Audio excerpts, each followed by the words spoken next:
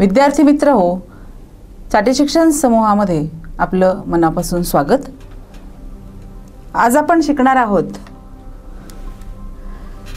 कविवर्य जगदीश खेबुडकर, गीतकार, संगीतकार, पटकथा, संवाद, लघुकथा, नाटक अशा रचना करणारे जगदीश खेबुडकर यांचं एक वारंवार आपल्या कानावर पडणारं गाणं आकाशी झेप घेरे।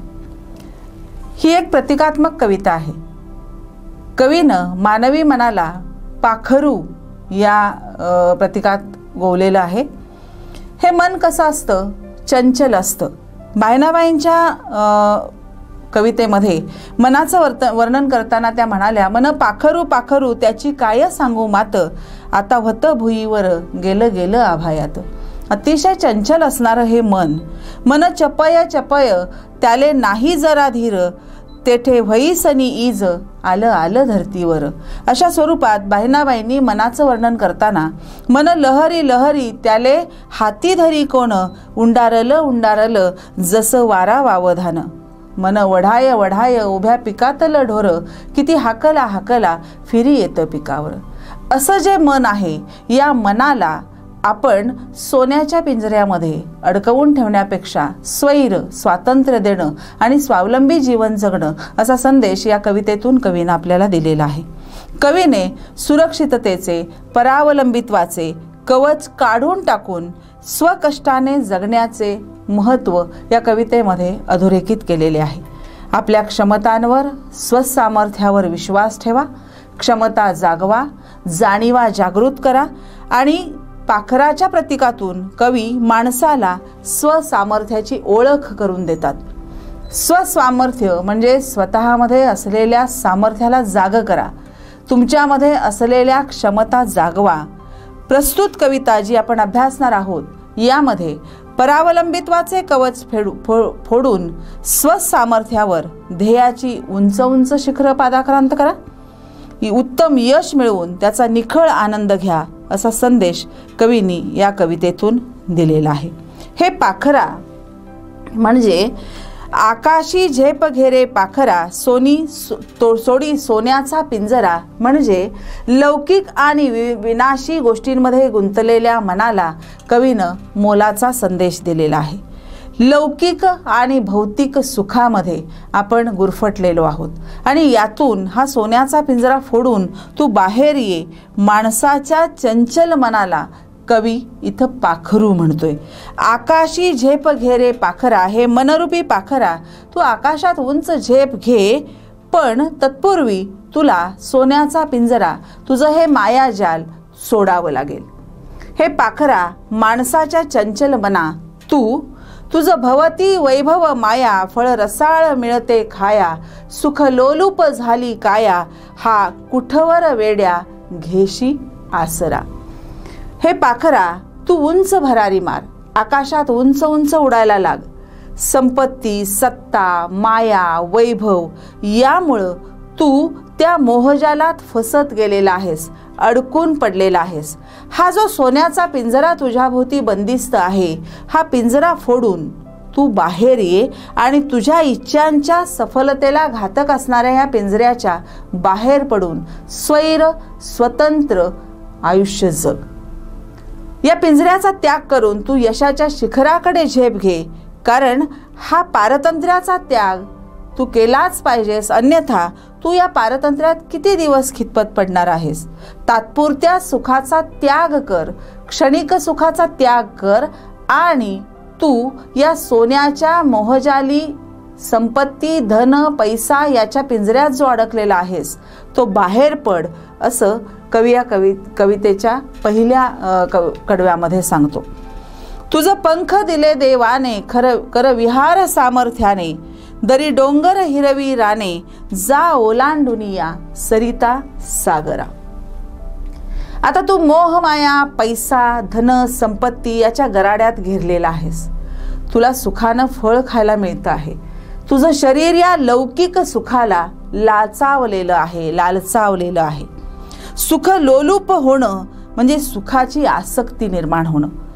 तुझ्या भोवती असलेल्या या वैभवानी, तुझ्या भोवती असलेल्या सुखानी तुला मिळणाऱ्या रसाळ फळांनी तू सुखलोलूप झालेला आहेस, त्याच्या अधीन गेलेला आहेस.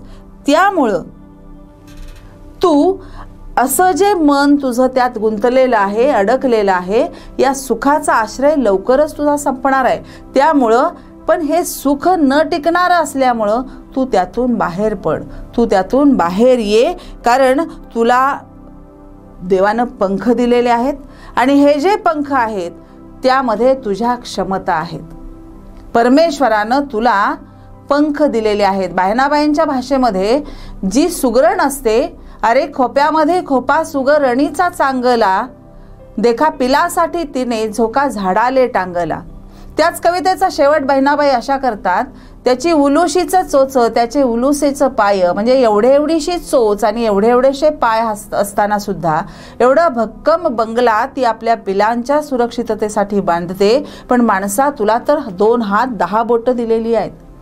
मग हे जे तुला दिलेलं आहे, तुला जी ही सामुग्री परमेश्वरानं बहाल केलेली आहे, त्याचा वापर कर आणि विहार सामर्थ्याने कर.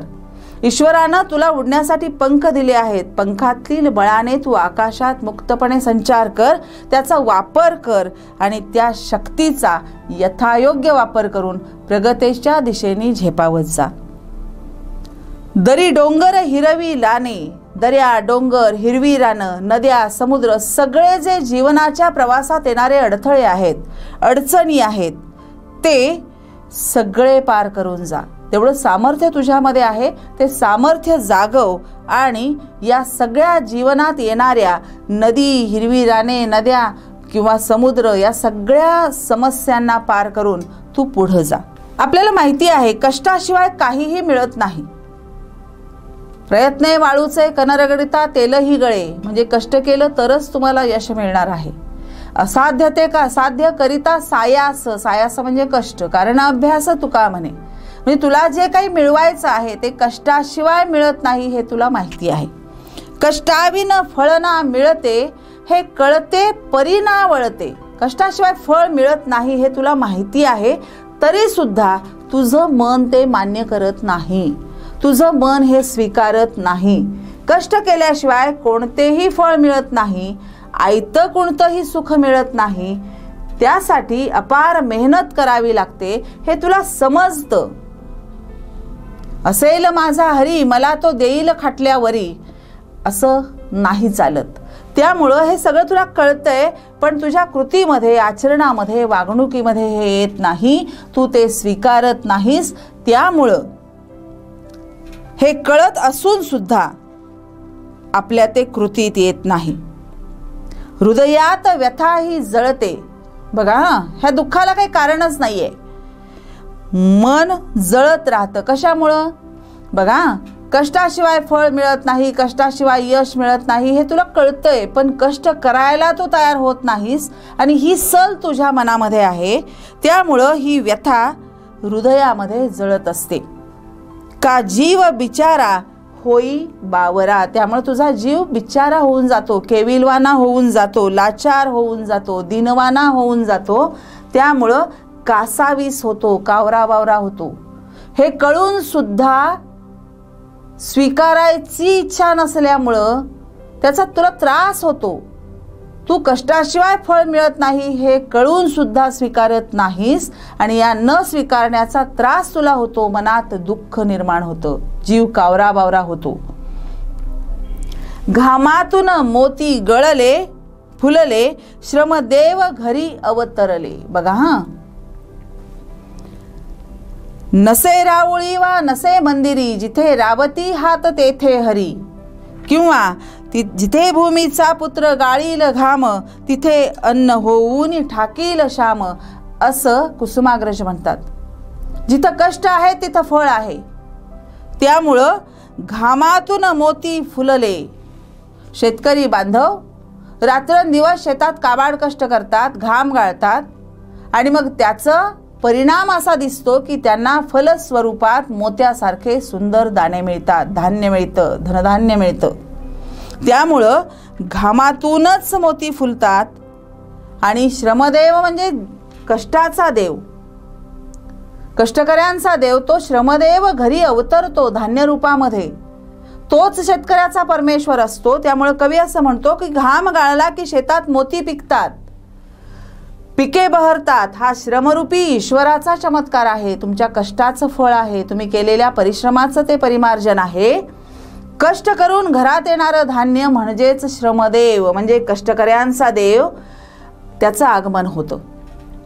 त्यावेळी घरात समृद्धी आणि प्रसन्नता येते. घर प्रसन्नतेने नटले म्हणजे घर समृद्ध होतं, समाधानी होतं, आनंदी आनंद होतो. हा योग जीवनी आला साजिरा, म्हणजे कष्ट केल्यानं असा गोड सुखाचा सुंदर अनुभव आपल्याला मिळतो. त्यामुळं हे मनरूपी पाखरा, तू स्वातंत्र्याचं महत्त्व जाणून घे. कष्ट स्वीकार, सुखलोलूप होऊ नकोस. कष्टाला सामोरा जा, त्यात तुम्हाला निश्चित फळ मिळणार आहे. त्यामुळं कवीनं हा जो संदेश स्वसामर्थ्यावर अदम्य विश्वास ठेवून, स्वतःमधल्या क्षमता जागवून यशाची शिखरे काबीज करावीत, याच्या ध्येयाकडे उंच उंच झेपावत जावं. लौकिक विनाशी क्षणिक सुखाच्या मागं लागू नये आणि त्यात अडकूनही राहू नये. परावलंबित्व झुगारून द्यावं आणि स्वकष्टानं स्वावलंबी जीवन जगावं. पारतंत्र्यात न अडकता स्वातंत्र्याचा अनुभव घ्यावा, स्वातंत्र्याचं मोल जाणावं आणि मोकळा श्वास घ्यावा, असा संदेश कवी जगदीश खेबुडकर यांनी आपल्याला आकाशी झेपघेरे या प्रतिकात्मक कवितेतून सांगितलेलं आहे. यावर विचारले जाणारी जे स्वाध्याय असतात, जी कृती असते, त्यामध्ये योग्य पर्याय निवडा असं असेल आणि योग्य पर्याय निवडानंतर तुलना करा असं असेल आणि मग काव्य सौंदर्य व्यक्त करणं तेही आलं, रसग्रहण आलं.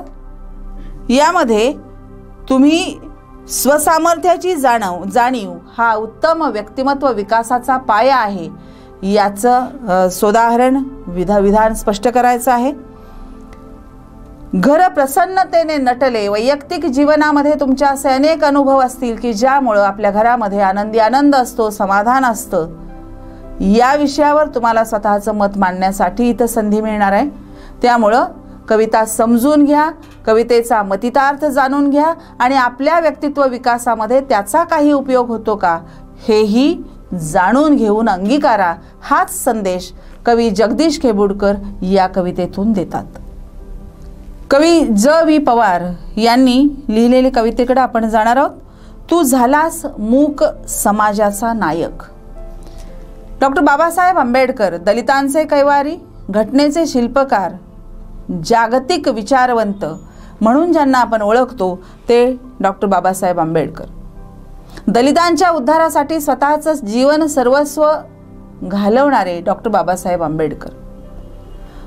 शिकले, खूप मोठे झाले, बॅरिस्टर झाले, बॅरिस्टर होऊन भारतात आले आणि भारतात आल्यानंतर बऱ्या मोठ्या पगाराच्या नोकऱ्या त्यांना मिळत होत्या. पण या सगळ्या नोकऱ्यांना बगल देऊन आपल्या जाती बांधवांचा उद्धार करायचा हा उद्देश, हा वसा, हा ध्यास मनाशी धरून अखंड कार्यरत राहिले ते डॉक्टर बाबासाहेब आंबेडकर.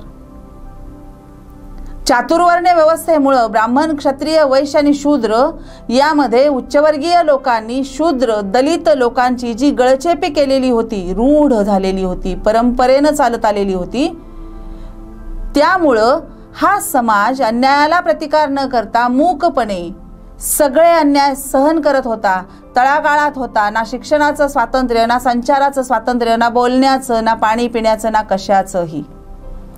पारतंत्र्यात हा समाज खितपत पडलेला होता. या समाजाला हात देऊन वर काढण्याचं काम डॉक्टर बाबासाहेब आंबेडकरांनी केलं. त्यांनी या लोकांमध्ये जागृती निर्माण केली. शिक्षणाचं स्वातंत्र्य मिळवून दिलं. शिका, संघर्ष करा आणि संघटित व्हा असा संदेश दिला. उन्नतीचा मूलमंत्र दिला. मी अशक्य आहे, मी अज्ञानी आहे, मला काय करणार, मी कसा करू, असं न्यूनगंड मनात न बाळगता बहिष्कृत तरुणाला त्यांनी संदेश असा दिला की हे बाबांनो, विचार करा. स्वतंत्र भारताचे आपण नागरिक आहात. परमेश्वरानं काहीतरी हेतू मनाशी धरून तुम्हाला या पृथ्वीतलावर जन्माला घातलेला असेल. ह्या निसर्गदत्त घटनांशी तुझा काहीतरी संबंध असेल. त्यामुळं मी काहीतरी हेतून जन्माला आलेलो आहे असा विचार करून शिका, संघर्ष करा, अन्यायाविरुद्ध पेटून उठा, अन्यायाविरुद्ध प्रतिकार करा आणि एकत्र येऊन प्रतिकार करा, संघटित व्हा. आणि आपण शिकलो, आपण मोठे झालो म्हणून स्वतःपुरता स्वार्थ न बघता आपण आपल्या जाती बांधवांना हात देऊन वर काढा, त्यांनाही जगण्याचं स्वातंत्र्य द्या असा संदेश आंबेडकरांनी दिला. आणि त्यासाठी या दलितांच्या उद्धारासाठी दलितांचा कैवार घेऊन त्यांनी अनेक सत्याग्रह केले. त्यातल्या सगळ्यात महत्त्वाचा महाडचा चौदार तळ्याचा सत्याग्रह. ह्या चौदार तळ्याच्या सत्याग्रहाला 50 वर्ष पूर्ण झाल्यानंतर कवीनं डॉक्टर बाबासाहेब आंबेडकरांच्या गौरवार्थ लिहिलेली ही कविता आहे. डॉक्टर बाबासाहेब आंबेडकर यांनी महाड इथं चौदार तळ्याचा जो सत्याग्रह केला त्या घटनेला 50 वर्ष पूर्ण झाल्याच्या निमित्तानं डॉक्टर बाबासाहेब आंबेडकर यांचा गौरव या कवितेतून केलेला आहे. या महानायकाला या कवितेतून कवीनं अभिवादन केलेलं आहे. डॉक्टर आंबेडकरांच्या कर्तृत्वाचे वर्णन या कवितेतून कवीनं आपल्या समोर मांडलेलं आहे. कविवर्य ज.वी. पवार. बघा, हे महानायका, तू या शोषित वर्गासाठी लढा उभारायला निघालास. तेव्हा तू निघालास तेव्हा काळोखाचं साम्राज्य होतं, सूर्यफुलांनी पाठ फिरवली होती, मळवाटेने जायचे नाकारलेस तेव्हा खाच खळग्यांनीच तुझं स्वागत केलं. आपण याआधी सुद्धा बोललेलो आहे, कुठलंही चांगलं काम हाती घेऊन ते करायला गेलं की त्यात अनंत अडचणी असतात. सहजासहजी समाज ते मान्य करत नाही. तसं तू जेव्हा हे काम हाती घेतलंस दलितांच्या उद्धाराचं, तेव्हा दुःख, दैन्य, दारिद्र्य, सामाजिक विषमता यासारख्या अनेक गोष्टींचा काळोख इथं राज्य गाजवत होता. तेव्हा उमेदीच्या सुखाच्या सूर्यफुलांनी तुझ्याकडे पाठ फिरवली, तुला साथ नाही दिली. मळलेल्या वाटेने जायचे नाकारलेस तेव्हा, म्हणजे जे पिढ्यानपिढ्या चालत आलेले आहेत अन्याय किंवा गुलामगिरी, हे सगळं जे मळलेल्या वाटेसारखं होतं, पिढ्यानपिढ्या अन्याय सहन करण्याची प्रवृत्ती जी लोकांमध्ये निर्माण झालेली होती ती तू नाकारलीस, ती वाट सोडून दिलीस आणि खाच खळग्यांनीच तुझं स्वागत केलं. म्हणजे तुला कोणीही सहकार्य केलं नाही, तुला कुणीही मदत केली नाही, साथ दिली नाही, सहमती दाखवली नाही. तू तो मार्ग स्वतः निवडलास. रुळलेल्या वहिवाटीच्या मार्गाने न जाता तू ज्या मार्गाने गेलास ती वाट अडचणींची होती, खाच खळग्यांची होती. त्यामुळं त्या पारंपरिक वाटेनं जायचं तू नाकारलंस, नवविचारांचा नवजागृतीचा मार्ग स्वीकारलास, पण तो मार्ग अतिशय खडतर होता, अडचणीचा होता. तरी सुद्धा तू थांबला नाहीस. तू झालास परिस्थितीवर स्वार आणि घडविलास नवा इतिहास. तू झालास मूक समाजाचा नायक आणि जागा केलास उभा बहिष्कृत समाज. कोणतीही तमा न बाळगता, कोणतीही भीती न बाळगता, परिणामांची जाणीव न ठेवता तू परिस्थितीवर स्वार झालास. जी विषम परिस्थिती होती, दलितांची गळचेपी होत होती, त्यांना चुकीची वागणूक दिली जात होती, स्वतंत्र भारताचे नागरिक असताना सुद्धा त्यांना स्वातंत्र्य नव्हतं, त्यांना अधिकार नव्हते. तेव्हा अशा या परिस्थितीमध्ये तू त्या परिस्थितीवर स्वार झालास, तमा न बाळगता किंवा परिणामाची चिंता न करता, आणि घडविलास नवा इतिहास. नवविचारांचा, प्रेरणांचा नवीन इतिहास तू घडवलास. समतेचा दृष्टिकोन जनतेला दिलास. समता अधिष्ठित समाज व्यवस्था निर्माण करण्याचं स्वप्न पाहिलंस.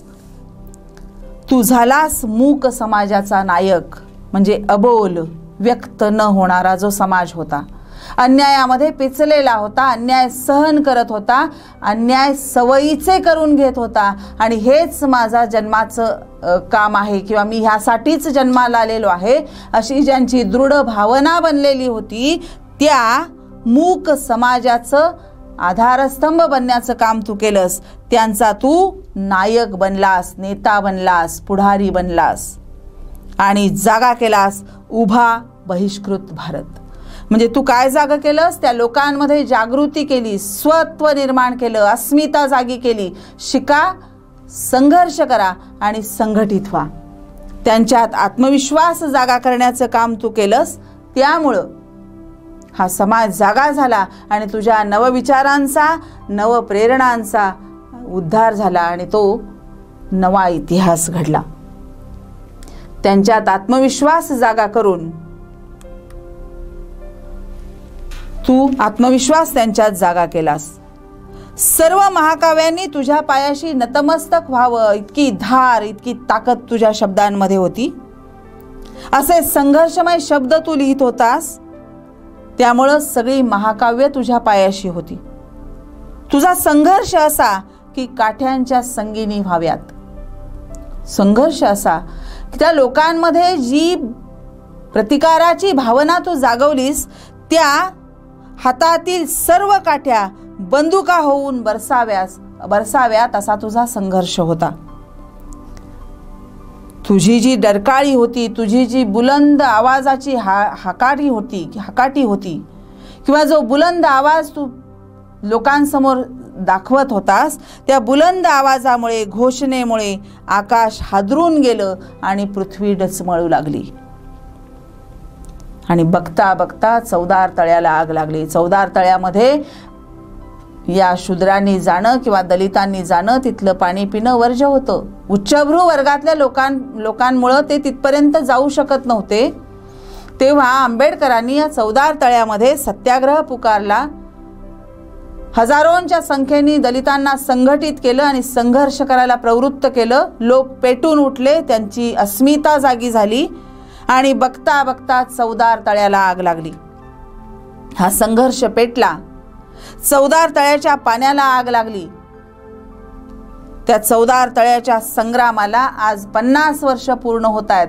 म्हणून कवी ज.वी. पवार यांनी डॉक्टर बाबासाहेब आंबेडकर यांच्याबद्दलचं गौरवोद्गार इथं काढलेले आहेत. आज 50 वर्षांनी काय अनुभवाला येते?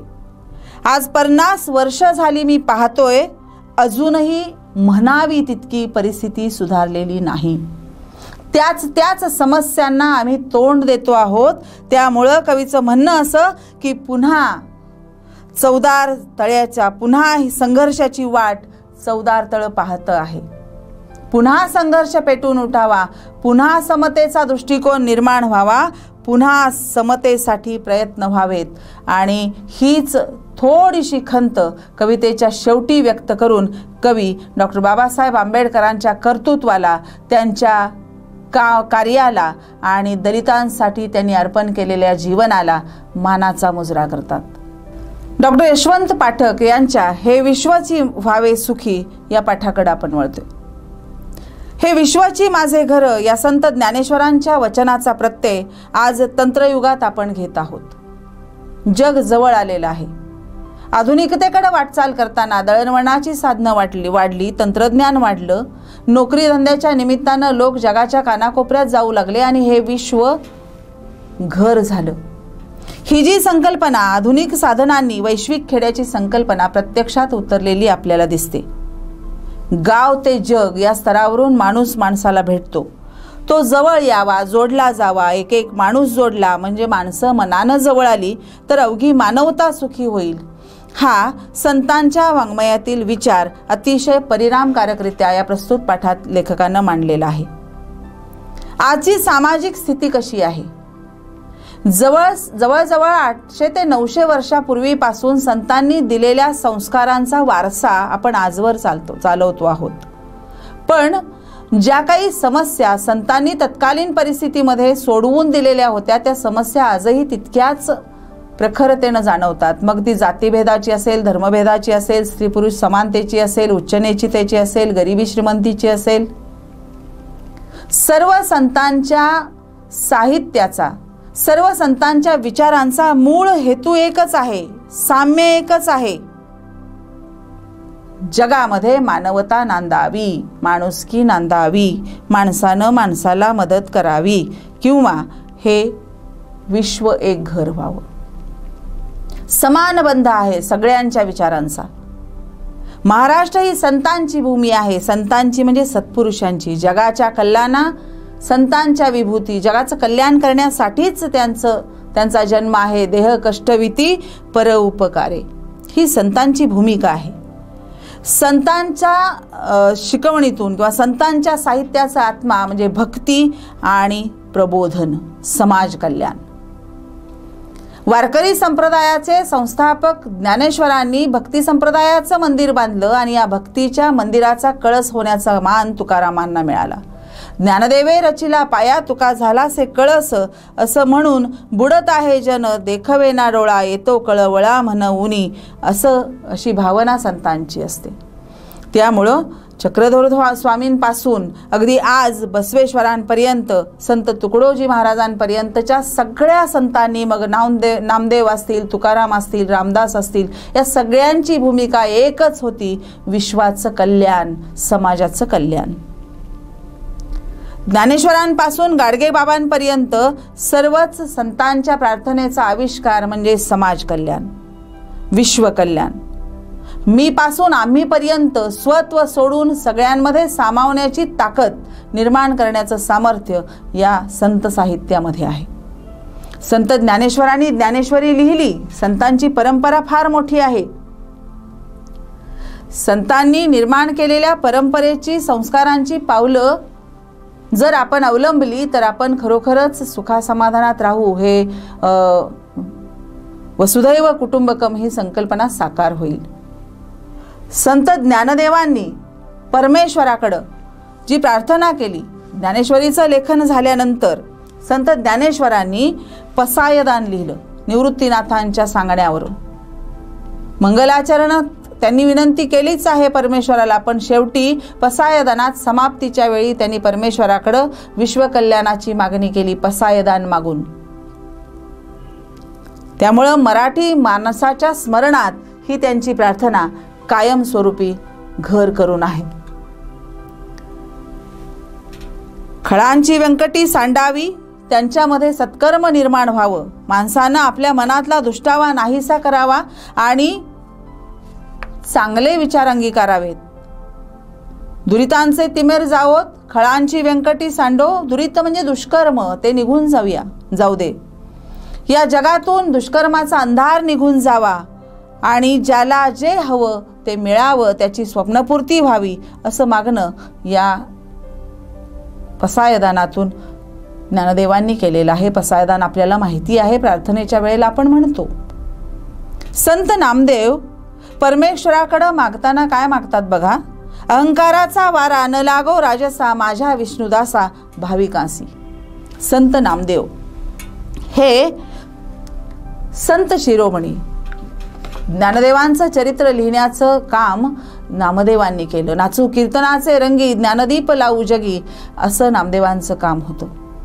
महाराष्ट्रात केवळ भागवत धर्माचा भगवा झेंडा न फडकवता महाराष्ट्राच्या बाहेरही पंजाबमध्ये सुद्धा त्यांनी हा वारकरी संप्रदायाच्या भक्ती मार्गाचा वसा पोहोचवला होता. त्यामुळं शीख धर्मग्रंथ गुरु साहेब याच्यामध्ये सुद्धा गुरु नानकांनी त्यांच्या या कामाची नोंद केलेली आहे, नामदेवजी की अभंगवाणी म्हणून. असे हे संत नामदेव, ते देवाला अशी विनंती करतात की मला सतत नम्र राहू दे, मला कधीही अहंकारी होऊ देऊ नकोस. मनात कधीही अहंकार येता कामा नये. उर्मटपणा आला, अहंकार आला, गर्व आला की माणसाचं यश थांबतं, तिथं त्याला पूर्णविराम मिळतो. आपल्याला आयुष्यात मोठं व्हायचं असेल तर नम्र राहायला शिका. केव्हाही जगाला आपलंसं करतं ते थोरांचं चरित्र आपल्याला संस्कारक्षम मार्गावर नेतं. संत एकनाथ, त्यानंतर संत एकनाथ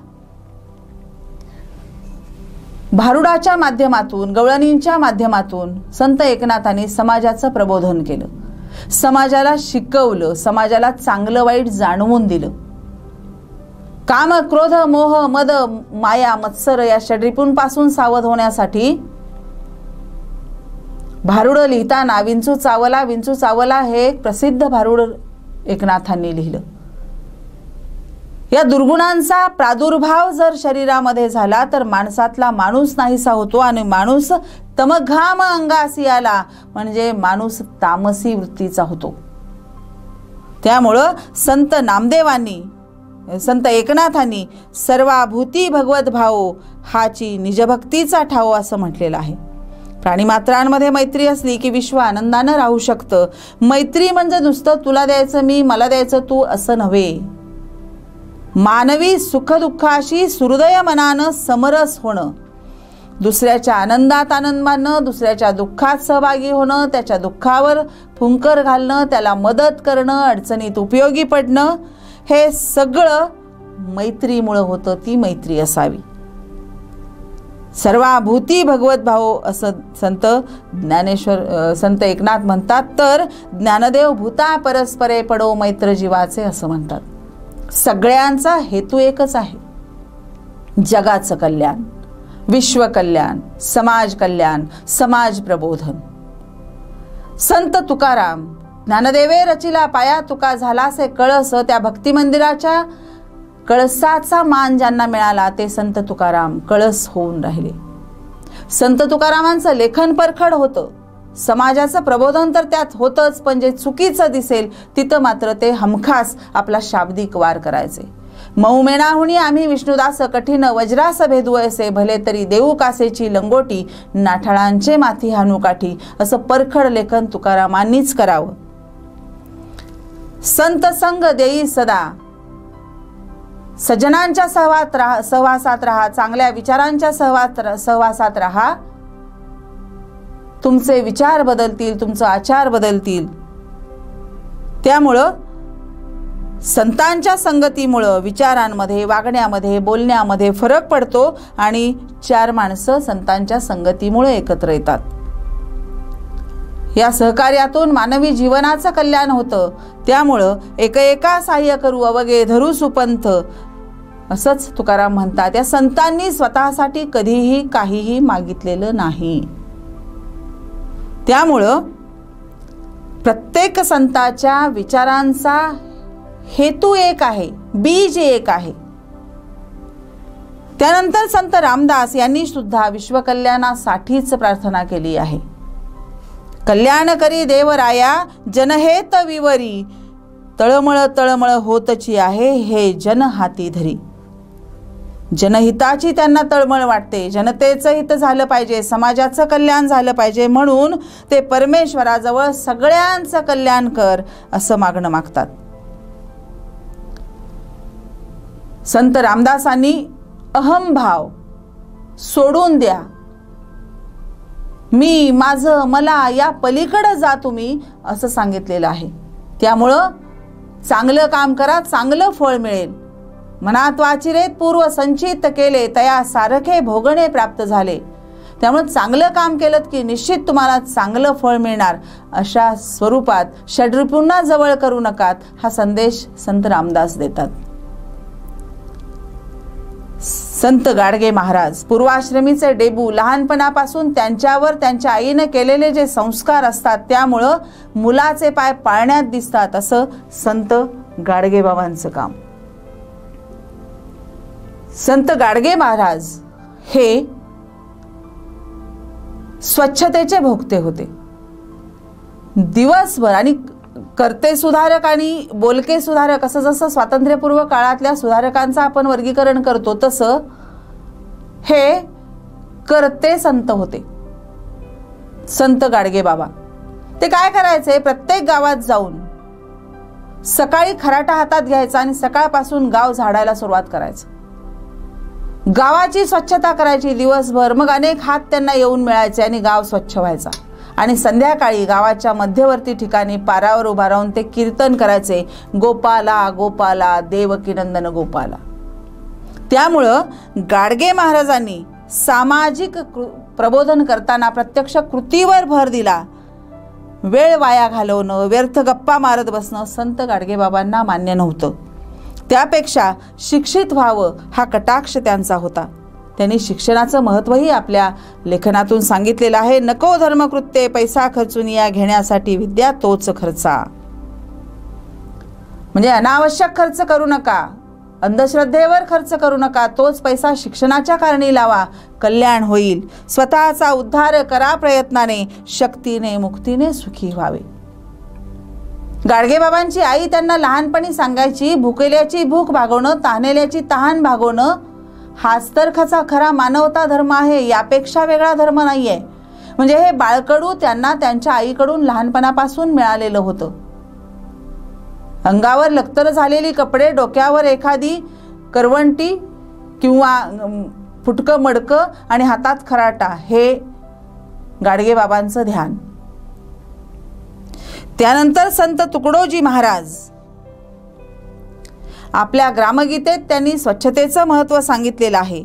आधुनिक संत म्हणून त्यांना आपण ओळखतो. आपलं गाव हेच देवाचं मंदिर आहे. आपण आपल्या घरातलं देवघर जसं स्वच्छ ठेवतो तसं आपलं गावही स्वच्छ ठेवलं पाहिजे. आणि अशाच मंदिरात मानव देवमूर्ती सुंदर असं ते म्हणतात. म्हणजे आपण सगळी माणसं या स्वच्छ सुंदर गावाच्या मंदिरात राहणारी देवच आहोत. परमेश्वर प्रत्येकाच्या मनात आहे, प्रत्येकाच्या हृदयात आहे, फक्त तो जाणून घेता आला पाहिजे. समभावाने सेवा केली पाहिजे. अज्ञान नाहीस व्हावं यासाठी ज्ञानविज्ञानाची कास धरावी, शिक्षण घ्यावं, समृद्ध व्हावं, वाचन करावं आणि खरं बोलावं, सत्य बोलावं, कारण अंतिम जीवनाचं अंतिम सत्यच आहे. संत तुकडोजी महाराजांची प्रार्थना पण अशी आहे, सर्व विश्वाची व्हावे सुखी, ही धर्माची दृष्टी नेटकी. आता या सगळ्या संतांच्या शिकवणुकीतून आपल्याला काय समजतं, तर एकंदरीत सर्व संतांनी मानवतेच्या कल्याणाचीच चिंता वाहिलेली आहे. मग समाज प्रबोधनाच्या माध्यमातून, गाव स्वच्छतेच्या माध्यमातून, उपदेशांच्या माध्यमातून किंवा साहित्याच्या माध्यमातून, या सर्व संतांची मूळ भावना एक आहे, समाजाचं जगाचं कल्याण, सगळ्यांना सुख लाभावे, हेच सगळ्यांचं म्हणणं आहे. प्रत्येक संतांची विचारधारा त्याच मुळापर्यंत जाऊन पोहोचते. त्यामुळं समाजाच्या मानवाच्या कल्याणासाठीच, प्रगतीसाठीच ही चिरंजीव प्रार्थना प्रत्येक संतांनी केलेली आहे. सगळ्यांनी माणूस आदर्श व्हावा, सुसंस्कारांची त्यानं जोपासना करावी, कुणाला त्रास देऊ नये, एकोप्यानं राहावं, मदतीचा हात एकमेकांना द्यावा, सुखदुःखामध्ये एकमेकांच्या सामील व्हावं, एकमेकांना सांभाळून राहावं, हीच खरी मानवता आहे. आणि हाच या सगळ्यांच्या विचारांचा एक धागा आहे. आजच्या विज्ञान युगात, तंत्रज्ञानात, संशोधनामुळे विश्व जवळ आलेलं आहे. आपण पाहतो, पूर्वी परदेश गमन व्हायचं असा भविष्यात उल्लेख असायचा, पण आज आपल्या आजूबाजूला शेजारी पाजारी बरेच जवळचे आपले परदेशात काम करतात. त्यामुळे विश्व जवळ आलेलं आहे. पण माणसातला माणूस हरवत चाललाय, ही खंत आहे. त्यामुळे हे माणसातलं माणूसपण जागं ठेवण्यासाठी आपण सुसंस्कृत असायला हवं. सुसंस्कृतपणा आपल्यातला गेला की राक्षसी वृत्ती येते, तामसी वृत्ती येते. हा षड्रिपूंमधला एक अवगुण आहे, दुर्गुण आहे. तम म्हणजे तामसी. सत्व रज तम ह्या मानवी प्रवृत्ती आहेत आणि त्यातली ती एक प्रवृत्ती आहे. आणि हेच नको आहे संतांना. तामसी प्रवृत्ती नको आहे, राक्षस माणसातला जागा होणं नको आहे. त्यामुळं वडाच्या झाडाचं एक उदाहरण लेखकानं दिलेलं आहे. वडाचं झाड नम्र असतं, सगळ्यांना सावली देतं, सगळ्यांना झाडी वेली पानं फुलं हवी हवीशी असतात, पण झाड मात्र स्वतःहून सोसत असतं, लोकांना सावली देतं. पर्वताच्या कुशी जन्मलेल्या नद्या, त्यांच्यामध्ये भेदभाव नसतो, त्या सगळीकडं समान वाहतात. पर्वत आपल्या जागी स्थिर राहून हे सगळं आनंदानं बघत असतो. सुजलाम सुफलाम सगळीकडे आहे, आनंदी आनंद आहे, समाधान आहे. असं कोणत्याही कामात मन लावून आनंदाचा उपभोग घेत काम केलं तर त्याच्यासारखा दुसरा आनंद नाही. त्यामुळं जगण्याचं हेच तर खरं सूत्र आहे. स्वतः चांगलं जगा आणि स्वार्थापलीकडे जाऊन दुसऱ्याचाही विचार करा, तरच समाज सुंदर होईल, सुखी होईल, आनंदी होईल आणि संतांच्या प्रार्थना योग्य ठरतील, त्यांना समाधान मिळेल. त्यांच्यातलं मर्म जाणून घ्या आणि हीच शिकवण या संतांची ओळख करून देताना, त्यांच्या कार्याची, त्यांच्या विचाराची ओळख करून देताना लेखकांनी आपल्या समोर मांडलेली आहे. या सर्व संतांच्या विचारांमधला धागा एक आहे. आपल्याला यावर ज्या कृती विचारल्या जातात त्या खाली दिलेल्या आहेत तुमच्या पाठ्यपुस्तकामध्ये. संतांनी जे जे आपल्यासाठी केलेलं आहे संस्कारक्षम, त्यातून तुम्ही हे लिहू शकता. आता इथं स्वमत जे तुम्हाला व्यक्त करायचं आहे त्यामध्ये सर्व संतांच्या प्रार्थनेमधील समायिक सूत्र तुमच्या शब्दात लिहा. अतिशय विस्तृतपणे तुम्ही ते अभ्यासू शकता. यामध्ये भूता परस्परे पडो मैत्र जीवाचे या ओळीचा तुम्हाला समजलेला अर्थ सांगा आणि या पाठातून तुम्ही काय शिकलात. अतिशय सुंदर स्वमत व्यक्त करण्यासाठीचा हा विषय आहे. या पाठातून तुम्ही काय शिकलात हे तुमच्या शब्दात लिहा. म्हणजे संतांच्या या विचारांमधून एकसूत्रता जी आहे ती तुम्हाला उमगली आणि सुखी, समृद्ध, वसुदैव कुटुंबकम या समाज कल्याणाची भावना संतांची जी होती ती तुमच्यापर्यंत पोहोचली तर या पाठाला निश्चित खूप मोठं यश मिळेल. आता इथं थांबूया आपण. पुन्हा भेटू पुढच्या व्हिडिओमध्ये. तोपर्यंत धन्यवाद.